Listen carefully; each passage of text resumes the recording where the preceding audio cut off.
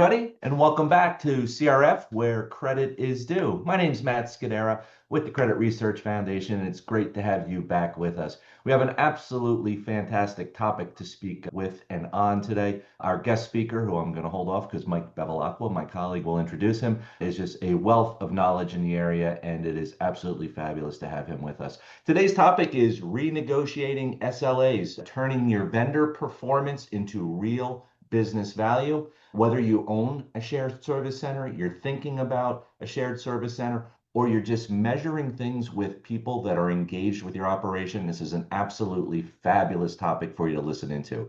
Mike, I'm going to pass it off to you because I know you're going to introduce our guest speaker and have a couple of comments to say for us as well.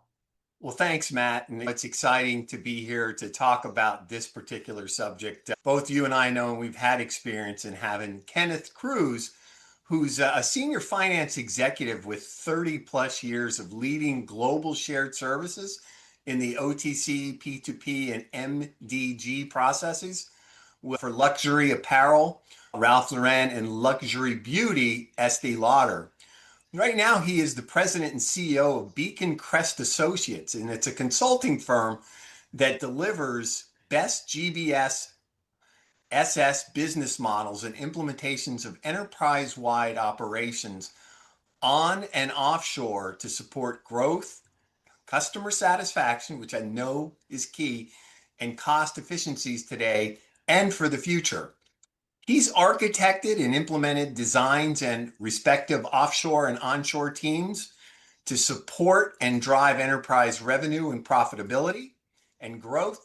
And he's developed and implemented best-in-class business performance, KPIs, CPIs, and SLAs for both original and revised contracts and agreements, arriving at maximum value case alignment for all parties. Long-standing relationships with global retail organizations, CFOs, treasurers, chief merchandising officers, and executive controllers. He's also dealt with many key stakeholders for the offshore contractual relationship partners with operational teams in India, China, Romania, Panama, Hungary, Malaysia, UK, France, and Switzerland. So he is clearly a highly respected leader, motivator, talent, and team development across global landscapes with a keen focus on culture and best practices aligned with the respective enterprise business culture and channels served. So Matt, we're going to tee up that first question. You got it. First of all, Ken, again, great to have you with us. And for those of you that don't know Ken, just an absolutely true professional in the space and a wealth of knowledge. And Ken, it is absolutely wonderful to have you with us and sharing time and your thoughts and knowledge around this particular topic. So from there, why don't we get right to it? Because there's so much to cover for us. I'd like to start with a topic or a question about why most SLAs are broken from day one. And Ken, if you wouldn't mind, maybe share with us before you jump into why they're broken, but what's the purpose of an SLA and maybe describe it for the audience. And then we can go into why they're broken and some aspects about it. Thank you. Thank you, Matt, for the invite. Mike as well. Looking forward to sharing a little insight on what we've been able to, all of us have done over the years in our respective organizations. SLAs, you hit it right on the nail as far as the expectations and why it's broken and what are some of the issues there. Those service level agreements at that first original contractor agreement are really set at a high level. And that's more to get a baseline understanding between a partner, whether it's onshore or offshore, and the enterprise as to what you're going to do for us, what the cost of that will do, what are the respective performance indices that you're going to establish, time frames as far as implementing that. Is there's an assessment to look at what needs to be done and where are the areas of opportunities or leakage, as we call it, where we can actually realize some value. And at the same time, making sure that the SLAs align with the business strategy. And also something very important is your company, your enterprise culture. I don't care what you make. I don't care what you sell. Every industry, every company, small or Fortune 200, they have a culture. And whoever you partner with, or if you do it yourself, that needs to be aligned so that everybody understands beyond the cost initiative what this is going to mean to the interface with the customer, people that you've been dealing with for many, many years and are comfortable. And many times the process is not broken. You're making these changes to improve costs, to improve efficiencies, and have that constant improvement. But that's still going to impact your interface with the customer, whether it's disputes, collecting money, paying bills, things of that nature. So SLAs are critical. And then the step down, which usually people in our world get much more involved with, especially on the OTC, the order to cash side of it, however you define order to cash, because that's very different in different organizations.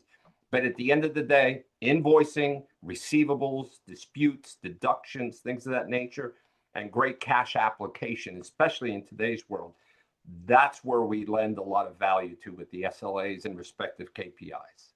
And let me take this a little bit further. You talked about alignment, and I love that topic. As we think about SLAs, and I've been through some operations where they think about an SLA just as at the top level of an organization, not necessarily aligned through, and as you said, could be through a division, it could be through the top of the corporation, through a business, et cetera.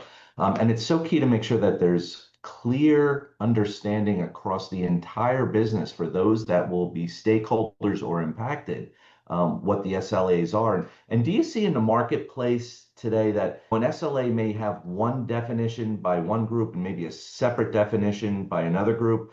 And what I mean by that is it about a metric, or is it about driving performance in your business? So just open question, wondering if you have some thoughts there. Yeah, no, that's a great call out and a super important point, and it makes the difference between a good agreement and a great agreement as far as having that alignment of what the expectation is. Because what are you trying to do here? Are you just improving cash flow? Are you looking to look at a global terms change within your industry? All of us have experienced pressures where our customers want to push out terms and conditions, and whatever those conditions mean. It's not just an invoice for 30 days from invoice date, or is it an invoice 30 days receipt of goods? All of that has cash flow implications. And who is driving this in your company? Is it your controller? Is it your treasurer? Is it the CFO? And does he have the buy-in from the commercial side of the business to say, hey guys, we're doing this, we're partnering with so-and-so, or creating this process and a retained team where the SLAs have to align with where the business wants to grow? Are you looking at increasing the share of a customer? Are you looking at increasing the share of a market, or maybe getting more of a customer share because your margins are good, your pricing is good? So there's so many aspects to it. If that SLA and respective KPIs are not aligned with it, you may be collecting cash faster and limiting the number of disputes and deductions that they're either going to take or entitled to. At the same time, you could be losing a major customer. You could be losing that channel that you've had a lot of success with if you haven't had that commercial buy-in. And I think it's our respective credit and trade finance leads to make sure, respectfully, that they have that key stakeholder engage with all of the applicable leadership in their company to know what you're doing. And that's where we get into the data. That's where we get into getting into the information that will support how do you translate a shared services model or an improved SLA or KPI structure to driving revenue, to increasing your share, to increasing your profitability. So it's critical, but that's part of the overall initial assessment. Where the leaks are, what do you really want to do? Is it just about driving cash? That's fine. Let me tell you what that means, and then go forward. Yeah. So a credit executive today, again, moving to more of a key strategic leadership role, right, is doing that alignment, is bringing those views together so everybody's pulling on the same rope in the same direction and trying to solve whatever the business needs are. And they change over time. So before we get into the next question, one final piece here on that thought. So we have service level agreements, SLAs put in place. We have folks that have aligned in our operations on those. In your experience, why do SLAs fail over time? And what should people be thinking about and doing to make sure that they don't fail? Just one thing to add, it was one thing I learned when we moved to a shared services model, was I never had heard this before, but they said, your SLA is like a watermelon. The outside is green, but the inside is red. I'm sure you've seen that as well, and I clearly experienced it firsthand. But I think that's where Matt was going. Yeah, no, that's I have heard it before. A shiver went down my spine when you just repeated it again. All of us. Yes. But it goes to the initial comment about high level SLA, but the meat, the red, the sweetness, the good of it comes into what is included in that general service level agreement. And the failure lots of times is that key stakeholder, whoever has asked you to participate in this project, and hopefully from a very onset of a project or decision to do that, that we understand where we are today in the company. How are we performing? I said earlier, a lot of times the process isn't broken. You're collecting your money well, you're applying your cash, you're doing that. Maybe you need to accelerate your automation with all the AI activity. There are a lot of tools that can be implemented, either homegrown or bolt on to your existing ERP systems, that can help you drive a lot of that efficiency. That's not answering the question of how that's going to impact the customer and where does the company want to go with this. Because a CFO, I call it report cards. That stakeholder has a report card and he needs to report to a president or a board of directors, somebody else. You're asking me to invest X amount of dollars to participate in this cost-effective initiative, either onshore, offshore, a hybrid of it, whatever. Okay, what's my ROA on that and my ROI on that? And that needs to be very clearly understood, because if it's just about cash, which is great, okay, we structure the respective KPIs and agreements. If it's an agreement that already exists and you feel you're not getting performance, or the SLAs were not completely structured correctly, revisiting it, I will tell you from my experience, working with major offshore providers and even onshore, they want to retain their customer base. They want to keep you happy. And they're a big believer, that's been my experience, they want to be fair and reasonable. You want your return for your investment. They're in this to make you happy, but they're in this to make money too. So it has to be something that's equitable and something that makes sense. An offshore provider will provide you everything. That's the green outside the melon. The red part is, think you're the CFO, you're a treasurer, you're the president. You don't need to know the details. Somebody came and they said, one of these major providers comes back and say, I can do all of that for you. Your cost today is X. I can do it at X minus 30, 40, 50%. As good as you're doing it, with continuous improvement, with top technology, continue at this price. They're going to promise you everything. If I'm a CFO, if I'm a treasurer and I'm listening to that, I'm like, that's a good deal.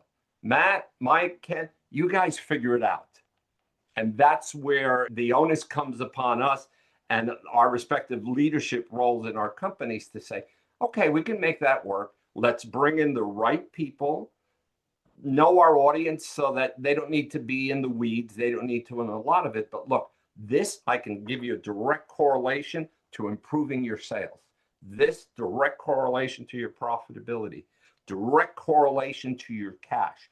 And most importantly, you can put this at the top, keeping your customer satisfied.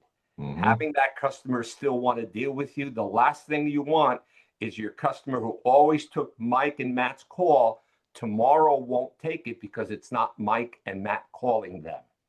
Yeah. Someone else. Yeah, that's an absolutely fantastic point. I think people forget about is the customer at the end, right? Don't lose sight of the customer. It's not just about driving dollars within your business short term. It's about a long-term relationship to keep the business running. And the customer's experience with you is so critical.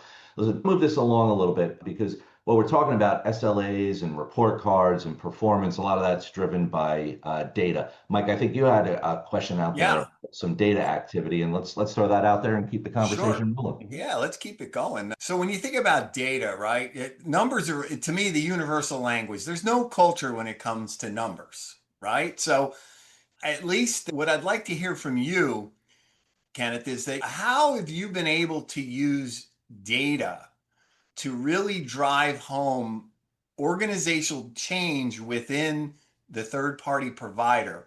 Because I think at the end of the day, no matter what third party you're using, emotions kind of creep into those situations. I know you had mentioned they're in it for a profit, and that kind of creates a conflict. And I'm thinking data is the universal antidote to get everybody on the same page. So share with us some of your tips and tricks on that. Great point. Most offshore providers are India, China, Eastern Europe, certain parts of Mexico, Central America, where they provide that. Let's be very clear, and everybody needs to understand the teams that will be managing your respective portfolios. Good people, educated people, committed to doing their jobs. But there are cultural aspects you need to take into consideration here. Number one. Number two, to my comment about they're in this to make money, like we're looking to improve our money, they work off standard operation procedures, SOPs.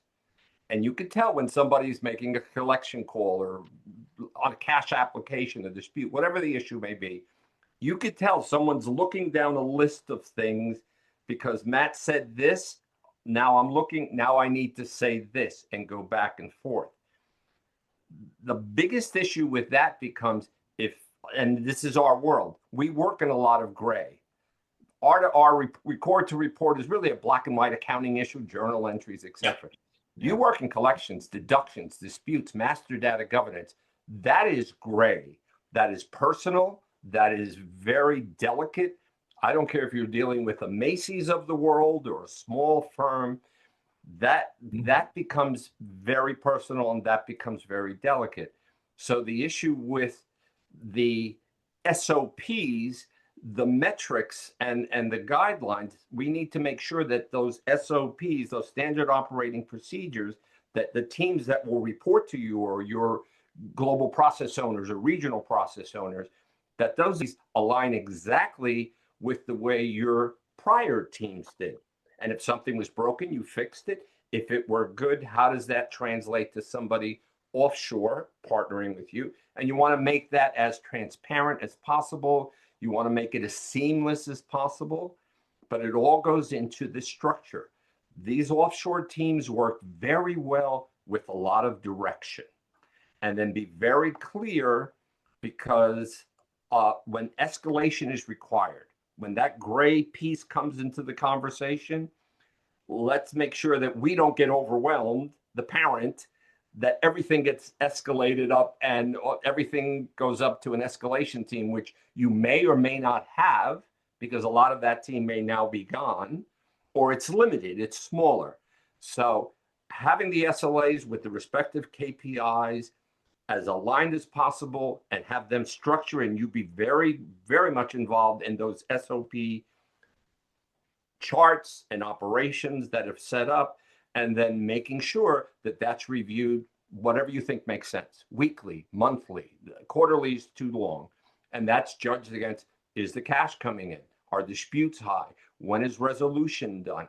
How much is, these are the KPIs you put up just in a receivable. How much is past due over 10 days? Whatever that metric is that you want to improve or you want to maintain, that needs to be part of that SOP that your respective team that's reporting to you or your respective GPOs and RPOs in making sure that that's done. And when it's not achieved, I'm a big believer, and I will just say it from experience, with the contracts that I've renegotiated and realigned, very minimal CPIs, which are cost implications, SLAs and KPIs set up, you're going to pay X amount of dollars every month and a year contract to perform these duties. And here are the measurements. It's surprising how many of those major agreements with SLAs don't have a cost implication if your partner is not performing. And you don't want to be punitive, but you want to make it, again, they're here to make money. You're here to improve and get that ROI. You need to make sure that there's a cost implication and then a potential remedy. Let's look next quarter. Let's look next month. You didn't meet your DSO. You didn't meet your collection efficiency. Whatever is really the driver with the KPIs that you've collectively established, I'm sorry, but that invoice you're going to issue me this month, I'm going to pay you 10% less. Whatever makes sense. And then, carrot and stick, you say, okay, but mind you, if we get this aligned right, there may be more business for you. We may go to another part of the world and bring you into this.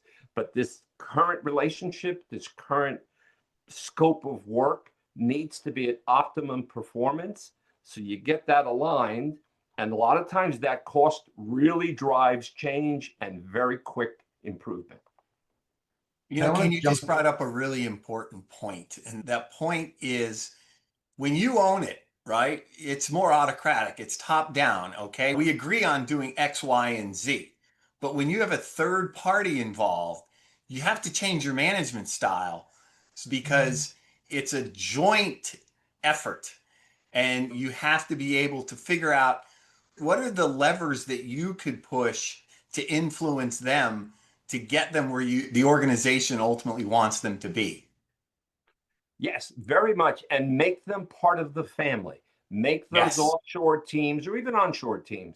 Mm-hmm. The little things mean the most. Everybody goes home. Everybody has a family. Everybody has issues.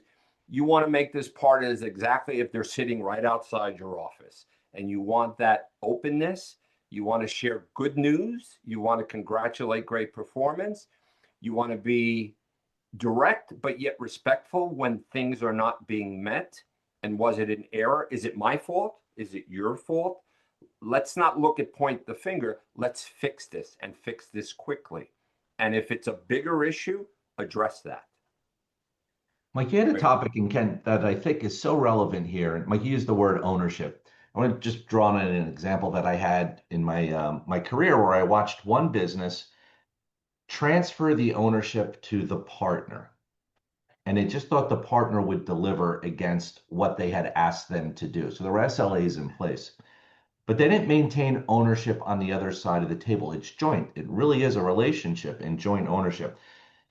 This firm didn't watch their working capital. They just said to the partner, deliver against it, and they didn't have the right metrics in place. They very closely came to running out of enough working capital to keep the business afloat because they just outsourced it to an individual and didn't maintain the correct ownership on both sides of the table with the right KPIs, with the right review. Ken, you talked about, do you have to meet weekly or every other week or monthly or quarterly? Having your eye on the ball and having ownership where you have that open dialogue. Ken, to your point, the good and the bad, and you're sharing it because that's what happens and that's the reality. But addressing it in an appropriate manner, and don't lose sight on from the perspective of you still own the process and want to make sure that you're delivering it to the highest standards that you can. And you're going to have to work through issues. It happens. It's just natural. It just happens along these relationships. So, yeah, Matt, that's the gold. Yeah, it really is the gold. And I mean, we've all worked in chaotic times. We all lived the financial crisis, 2008. We've done through a lot of things. The chaos that we're all facing today, right now, and chaos maybe is too severe a word, a lot of unknowns and situations are changing. I tell you one thing now, tomorrow morning, I'm going to tell you something different.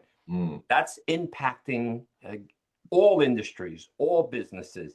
And at the end of the day, it's about cash, cash, cash, cash. And we own it. Our respective teams and colleagues, you own it. It's someone else's report card, but it's your report card as well, too. And we all want straight A's. Now we have this other team that's supporting us to get to those respective areas. They have report cards, too. And those report cards really need to be aligned. So the issue of constant vigilance, again, that sounds harsh, but we're just looking to see before things go too far awry. And that could be something as simple of a bad phone call yesterday, or an email exchange that was maybe too harsh. And this is where I'll get into some of the cultural issues as far as somebody writing an email or making a phone or leaving a voicemail with the best intent, but things are lost in translation. Take it from me. So yeah, you were trying to do your job. You were doing it well. And I'm sitting in Ohio, I'm sitting in Tennessee, I'm sitting wherever, and I've been hearing from Matt and Mike for 20 years. And all of a sudden, I get this email that I take as harsh, that I take as this. A lot of people are going to escalate that and bring that up the line. You know, I just had this call yesterday, or I got this email with so and so. You're going to be the one that's going to have to answer for that. Yeah. And those are the things that vigilance, constant monitoring, looking at improvements, celebrate the wins. Had a great call yesterday, had a great outcome to this dispute. And I work with the selling organization or with advertising, whatever. And we came to a conclusion. Customer was happy. You gave a little bit, but you got it resolved. You got it now. And he's going to remember, or she's going to remember, I can come to you because these things will happen again. So you can call it offshoring, you can offshore teams, you do whatever you want. They are now the family. They are part of the family. And the closer you bring them in, the more you celebrate the wins, the more you identify, we had a hiccup here. Is it small? Is it big? Do I need to escalate this and bring this up the line? You know, FYI, this happened yesterday. You may get a call from so-and-so. That's okay. That's going to happen. The issue is, what is a remedy? Don't ever bring a problem without having a remedy. So you resolved it with your team, and now you're going to your leadership, your stakeholder, be it the CFO or treasurer, say, hey, this situation developed yesterday. Here's why. It's been addressed with the respective team, whether it's here or offshore or wherever. Here's a remedy. Here's what we're going to implement. Are you aligned? We're going to move forward. We'll keep you posted how it's working, but the customer is going to be happy, and we're going to get the result we need. So Ken, quick question. It's probably a cultural thing because you mentioned you align on a go forward plan. Your counterparty agrees to A, B, and C, and your next meeting, they commit, we're going to have it done. And the next meeting comes because they knew they couldn't get it done, but their culture says, I have to say yes.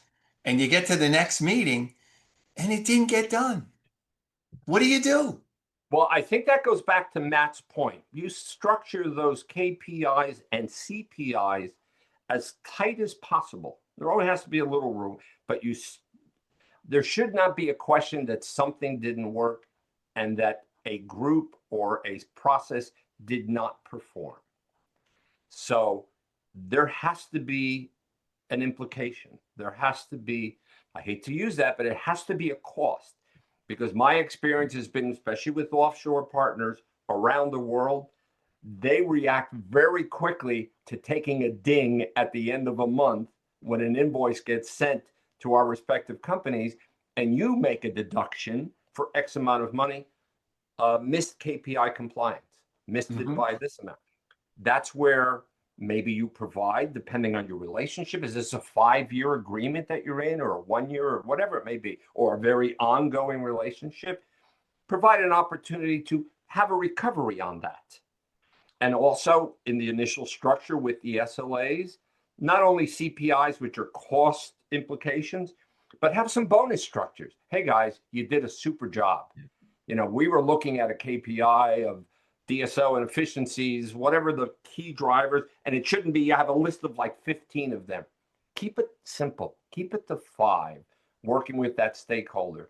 And based on those, if you meet and exceed those things, bonus structures mean a ton. Yeah. And they don't necessarily always have to be cash either. It could be, as I said, other opportunities. Maybe now let's talk about P2P, or let's talk about this or another region of the world. The owners of these major companies, and you know who we're talking about, always looking to expand their business or take business away from an existing engagement.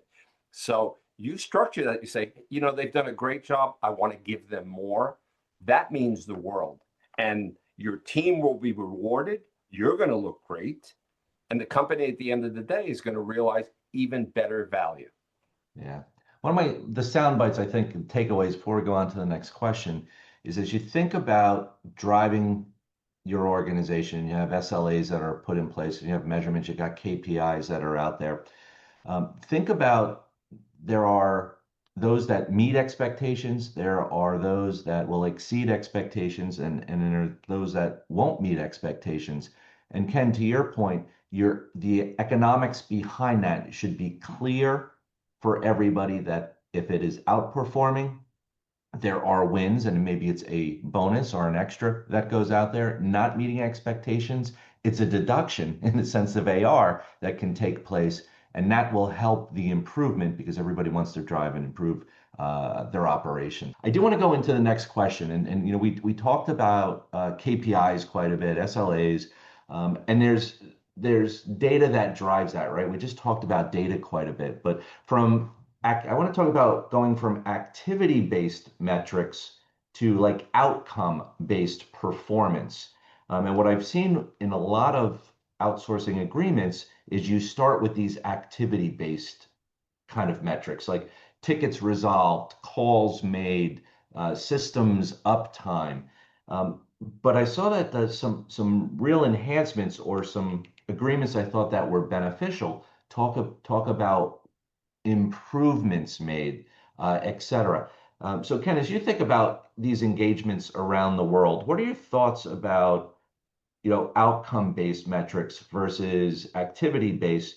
And does the outsourcing world accept those? Is that normal in today's day and age? In today's day and age, I will just tell you that the major players are open to any type of structure that provides an opportunity to remain engaged. Number two, provides an opportunity to increase our business. So if you propose that we want to look at a larger picture beyond the KPIs in terms of really reaching a certain level of performance that then offers these other opportunities either within this company or within other areas of your business, it's something that is discussed today. I think becomes critical in the very early assessment, if that makes sense for your enterprise. That assessment period, I want to go offshore. I want to do this. I'm looking to save money and all of that. Okay, let's look at that assessment as to what is your process today? Where does the company want to take it? Where are the leakage points? We need improvements here, here, and here. If everything is a mess, that's easy. I would think most companies are not. You wouldn't have survived this long if it didn't have some semblance of performance. You just want more. You want it faster, and you want the ability to be able to stage and grow as the business grows, as the economy changes with interest rates and all like that. So big players, but even smaller players, are very open to having more of an enterprise-wide inclusion of a metric, call it an SLA at that point in the top agreement. I always try to keep a little bit of difference and distance between the general, to go back to Mike's point, the green on the outside and the red on the inside, as much as we can capture outside, but that really has to make sense for the enterprise. Whatever you do, whatever you sell. But the red part of it, really wanted to make that as tight with the SOPs of my partner, tight with our corporate metrics to my stakeholder, but at the green level to say, hey, we can present opportunities because the data that you're referencing, Matt, is something that we sit on top of. And with AI and with so many tools at our disposal today, imagine going to your chief merchandising officer. Hey guys, we're doing this, we're partnering with that. These top 10 customers of yours, we see opportunity. Again, we know the credit capacities, we know all the big financial metrics of most of our partners, and now they're performing with you. And they're doing certain things that say, hey, you know what? Let my presidents of sales, my regional presidents, however your structure may be, You bring them this data, concise, neat, executive level. Our work, our partnership, and our performance has shown us potentially these opportunities. That is incredible. It worked beautifully at Ralph. It worked beautifully at Estee Lauder, that we were able to take a lot of this data and go to particularly a region. It's North America, it's Latin America, it's Middle East, whatever. This is working here. There's some opportunity for you to explore. Tell me what else you'd like me to gather. Tell me what else, because we sit on top of all of this data and information that goes beyond KPIs of DSOs and collection efficiencies. You know more. Any financial person, any credit team has such an intimacy with their customer that most of the commercial leads don't have. And if you put that together nicely and show proven performance and say, here's something you can take with, I can give you more, tell me what you'd like. You buy incredible credibility. You get more investment. If you want to do more, I want to increase my team. I want to do this. I want to do that. It allows you to leverage your overall performance. And at the end of the day, it benefits the organization incredibly so. Yeah, the data can be so powerful, right? It leads to conversations you may not have had before because you couldn't get to it, right? Now you have this incredible amount of data, and you're having a different level of discussion with the leadership within your organization. It's extremely powerful. It's almost like you could have these tiered discussions and also maybe tiered performance thresholds with your partner based on what they can deliver, and to think that way, right? It's not just a one and done. It's not a single metric that you're focused on or a single point of interest. There's so much more that goes beyond that, and to think to the left and to the right of what you're trying to accomplish, because again, providing more value back into the business itself. So yeah, Absolutely. it's If I can interesting. just add one more thing, so I'm sorry to interrupt, but I think it would be important in this area. And again, I've had the opportunity to try and look at this, especially with retailers. A lot of companies today, and have been, but even more so today, they have structured their operations where their deduction activity, disputes and deductions, have or are becoming profit centers. The day I can hold your invoice a day longer and your dollar a day longer is now my report card to my management to say, I've pushed it out, and they do some pretty crazy things. You bring that to the regional people who own the commercial side, that set prices, that set advertising and disputes and deductions and all these stuff. If you say to them, be aware XYZ is now looking, or they've established, you're smiling because you know exactly what I'm talking about, Matt, but it's all like, they've set this up as profit centers, very profitable. And that they're aware of it becomes a great negotiation point for your commercial teams to say, you know, basis this performance, and you have the data, you have the metrics, our disputes have gone up by X percentage, the dollar value has gone up by this and that, the resolution time has taken a little bit longer. Understand that's had a cost to my operations, to my organization. What can we do? How do we fix it? Some of it is your fault, some of it is our fault. Let's arrive at something. A lot of success in that, and just bringing that to the forefront. And a lot of times it's not on, you know, senior commercial leaders' report cards. You bring this to them and say, oh, by the way, I'm having a conversation this afternoon with our CFO and treasurer, and making this aware. You become very important very quickly. That's fantastic. That's just a great piece of advice for everybody. We have so many topics to cover. Why don't we go on to the next question? Mike, I know you had a question about some financial structure, et cetera. Yeah. Well, and I know, coaching. Let's just keep it rolling. Yeah, I know, Kenneth, you've already talked a little bit about penalties, incentives, and risk sharing.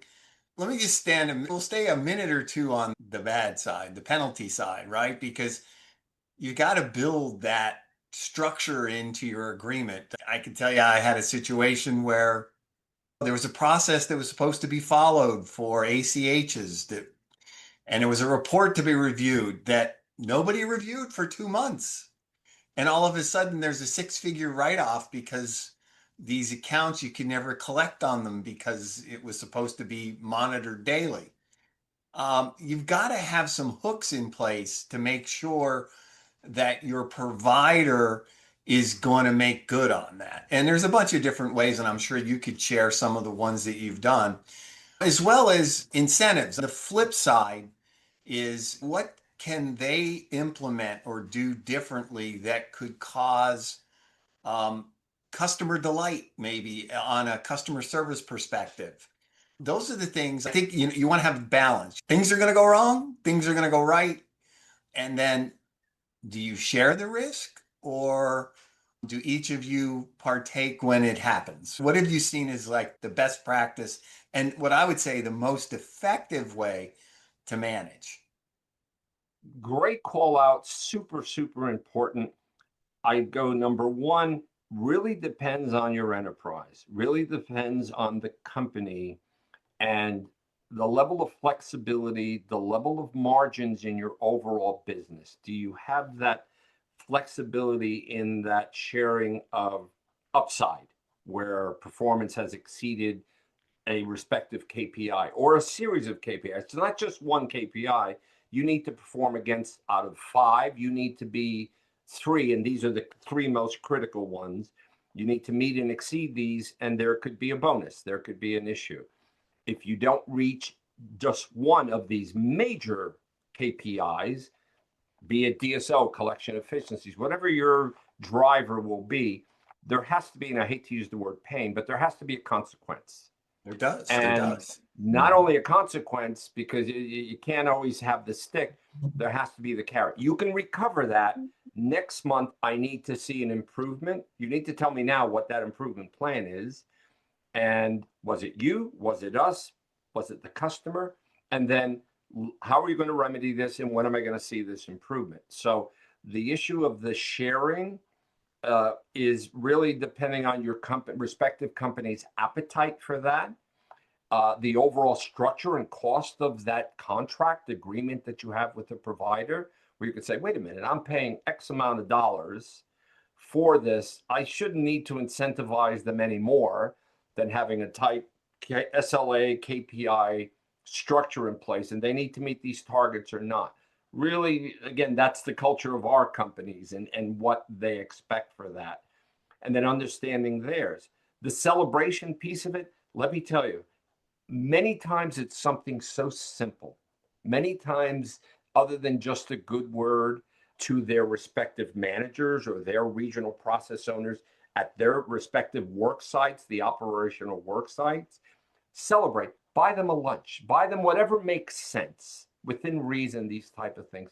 It means a lot, especially when you're working with teams that are working US hours and they're 12, 9.5, wherever you may be, hours, and you have to take that into consideration. Although the contract said, no, they're going to be up and ready to go and, align with your work hours, etc. The reality is different. So anything that you could do to make their life a little bit more enjoyable, and it isn't always constantly the bang, bang, bang. And then partner, if you do have an escalation team, if you do have a global process owner, a regional process owner that can help, or maybe a small escalation teams here or wherever you decide to structure it, that can help them to say, you know what, next time, let's approach it this way. Or you decide to intercede. No, let me make that call with you, whoever that partner is there, and kind of introduce you so that they know it just isn't, oh, excellent, my company just picked this up, lifted and shifted and threw it over there and doesn't care. No, Matt's on the call. Matt's on with that team member, and we're looking to fix this and make sense so that it doesn't happen again. And if there's something inherently wrong with the process, or like I said, something as simple as your shipping documents or whatever it could be, Matt's involved now. He's working to get this resolved. So that's tremendous credibility to your offshore team. And from a customer standpoint, no, I have the parent company actively involved in that. That shoots up very quickly. And that's been a big help. So I've had more of a bonus and providing benefit than I've had taking money away, because they first of all agreed with the KPIs and the CPIs. We made it as simple, as direct and concise as we could, so they knew what they had to do. You know exactly where you needed to perform. And when you did it, we jump in right away. Here's why. Here's what we're doing to fix it so it doesn't happen again. If I needed to get involved, or it could be handled locally or regionally, or I need to bring in leadership at whatever level you felt was appropriate, the customer is satisfied, your partner is satisfied, and you look great because you fixed the problem. There's always going to be, you fixed the problem. Yeah, I think it goes back again to that ownership, right? There's ownership on both sides of the table, and driving that performance requires that. It's not can't just throw it over the wall. You still own it at the end of the day. Good. Any other thoughts on this before we go to the last topic? I think we're good here. Let's bring it The together. good, the bad, and the ugly. Let's bring it all together. Kind of coming towards the end for today's session. Topic really is this: making the SLA actually stick. How do you make it work, right? How do you make sure that there's ownership in there? How do you make sure that there's eyes wide open to this as you go through the process? And not only when you try to get up and running, but how do you maintain that through the longevity of the relationship that you have, whether you may have a 1-year agreement, 3-year agreement, 5-year agreement? Ken, what are your thoughts on some best practices to make sure the SLA is going to actually stick and you're going to perform against it? Within the SLA and KPIs, very well defined meetings, get-togethers to discuss performance. Whatever makes sense for you. Initially, those occurrences may be much more than they will later on, but if you have to do it weekly, you do it weekly. If there are issues right off the bat, you do it daily. You need a tab at the end of the night. This is what happened. This is what worked. This is what didn't. And this is how we're going forward. So having the right cadence of really tight agendas, and we're going to cover all these areas. Everybody has a to-do list after the meeting. And again, we all have the AI tools now that can summarize the conversation and then say, okay, you do this, I do this. We'll be together in 48 hours again, whatever the issue may be. But super tight cadence of performance, and performance to not just general performance, very specific KPIs. Oh, I'm going to ding you for this. I'm going to ding you for that. Great job for this. Super job for that. This is what we resolved last month. This is what we're facing today. Or we're all going good. What can we do to do this better? What's happening here? Or we then provide our partners with information. Make them aware of certain issues that are happening within our industry that may not directly impact the day-to-day activity that they do. Clearly won't be on their SOP.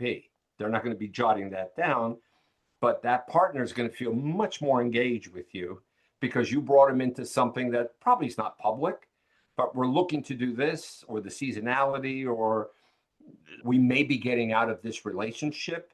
So keep that under your hat. We may really want to accelerate, make sure those deductions and disputes are resolved.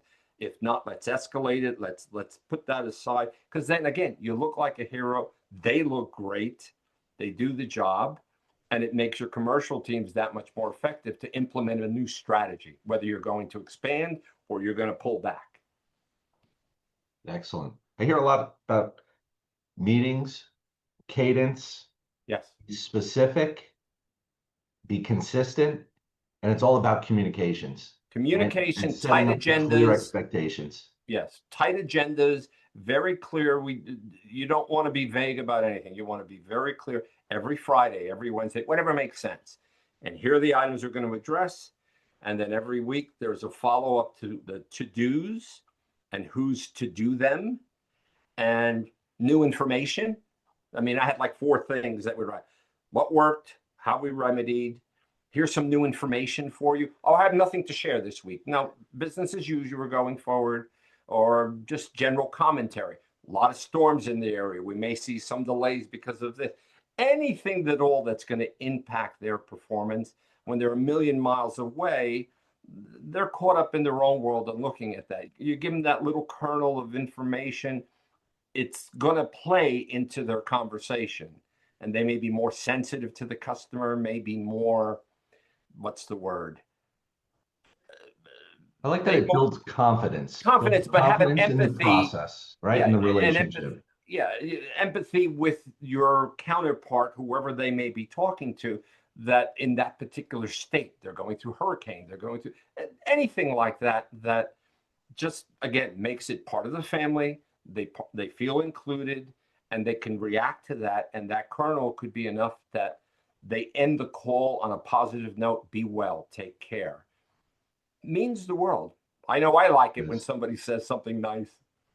It works well. Yeah, it really does. I think it's about the carrot as much as it is about the stick side of it. Yeah, It's yeah. so I don't like important. to focus on that stick part, but it No, needs to be there, and that's contractual. And we are the owners of this. As you said, you're the stakeholder. We need to be very well aware of there may be other people in our respective organizations that may look at this purely from a financial cost issue, and I'm leaving it up to you to make it work.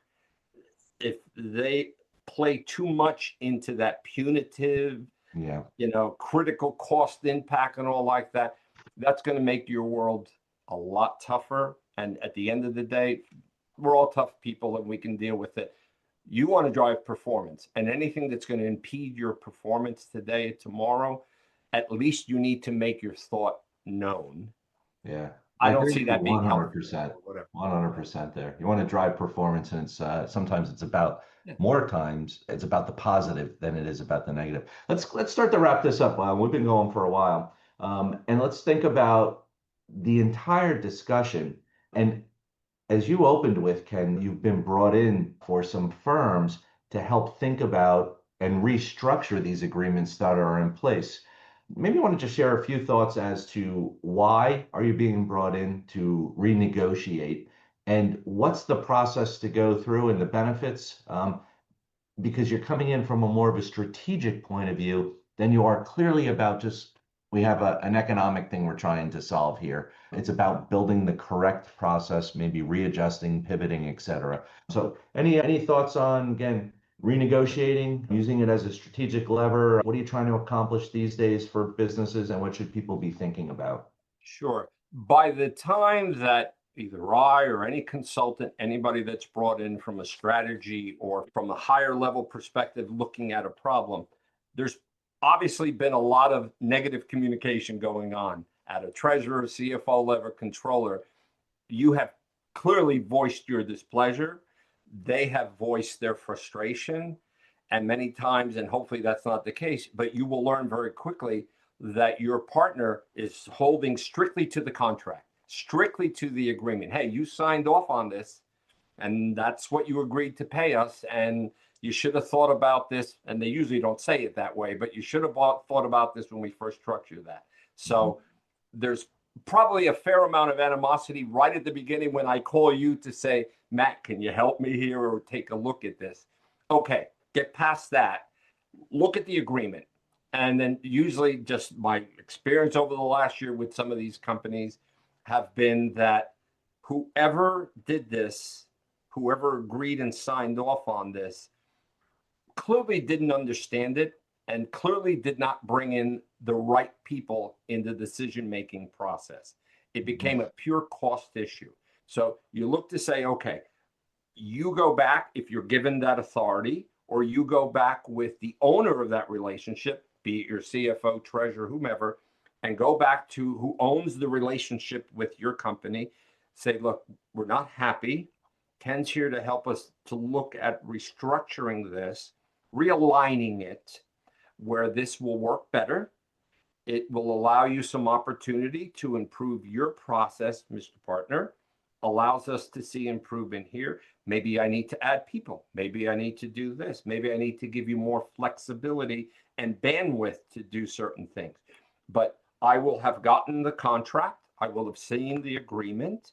Necessary, bring in legal to say applicable law in India, applicable law in China, whatever. This, understand, for you to get out of this, it's going to require A, B, and C, and there's remedies and there's penalties and things of that nature. So get the right people once you've done your assessment of the operational effectiveness of your agreement and say, here's an opportunity. So that's number one. Number two, whoever engaged you is going to tell you, I need to reduce this agreement by $1 million.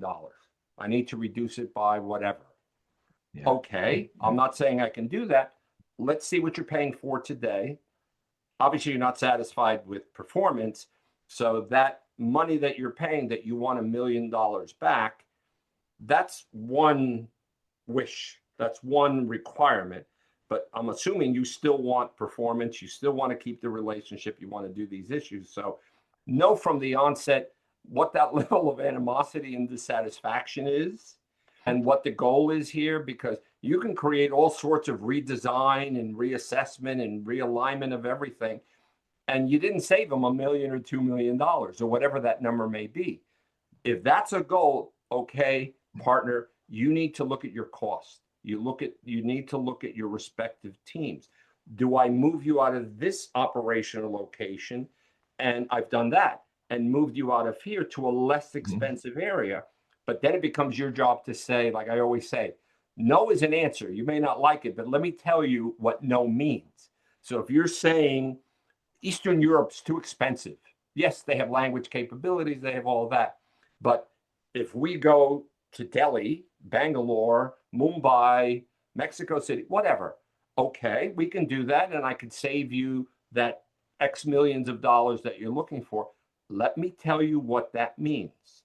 Let me give you my best assessment of transition pain and what that'll mean, not only to the performance, but to your customer base, to the people impacted by that. And will your commercial teams agree to have this kind of big lift and shift as something being so intimate, delicate, very customer implicated type of activity? So really understand the landscape. Why are you being asked to look at this? And you have to be honest. You know what? This is not a bad deal. This agreement makes sense. They're not performing because maybe you don't have the right escalation structure.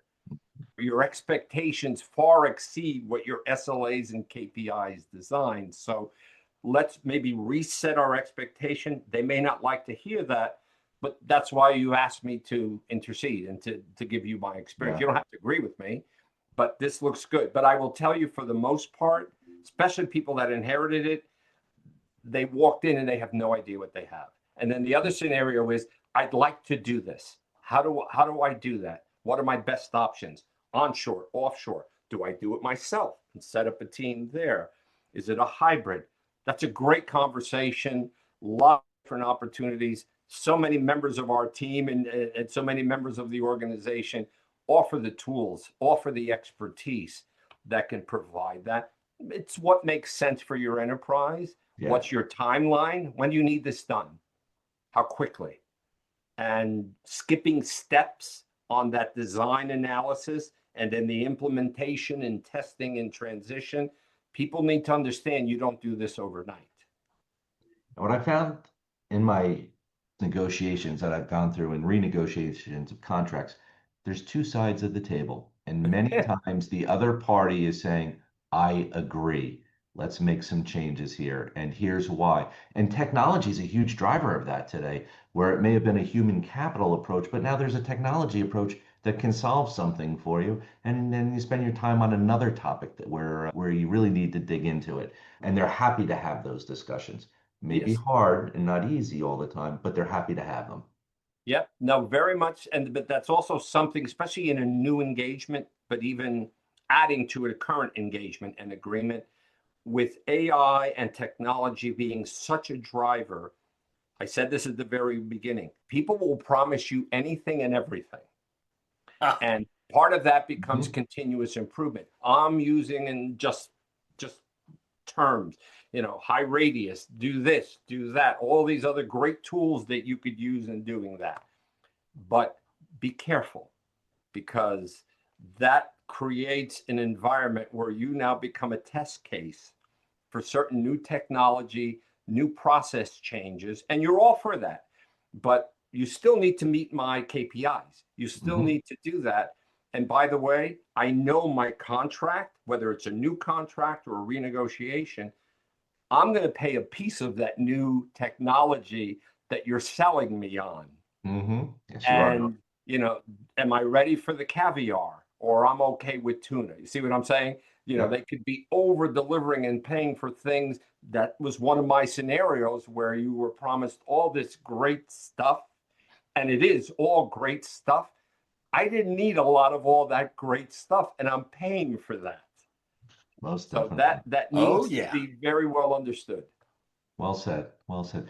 Mike, do you want to wrap it up? We've been going for a while. You want to wrap it up? Yeah, there's been such great insight shared here. Thank you, Kenneth. I think you've hit it on really how to get better vendor behavior, how to manage that total cost of ownership and bring it down as you continue to progress through the contract and the years.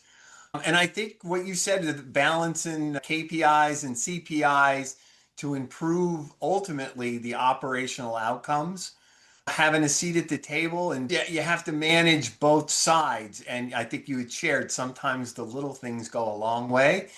And I also heard you in many cases, you didn't quite say it, but it's pick your battles in terms of which ones you want to really stand on versus, hey, these things probably happened in the old world. I just might not have knew about it. Those are the things that, from a strategic perspective, you ultimately have to manage through. The only caveat I would share, again, in my experience, is over the course of time, the company loses leverage because you lose institutional knowledge. And you need to make sure that you have people that know the business in a position within the company to make sure that things are going the right way and that you're not getting hoodwinked by your provider. Absolutely. And again, that's part of where my experience has been, you need to be able to be a team and a leader, and also be able to say, these people are critical. And typically those are your escalation teams, your points maybe, and retaining that institutional knowledge, that customer knowledge, understanding your culture, understanding and being open to change. This is all change, and it's happening super fast. And hold fast to your analogy of saying, choose your battles. You want to win the war. I don't look at it as a war as much as to say, here's an outcome. You told me we need to do this and we want to do that. Okay, here's how we do it. It's going to require a little of this and a little of that and maybe a lot of this.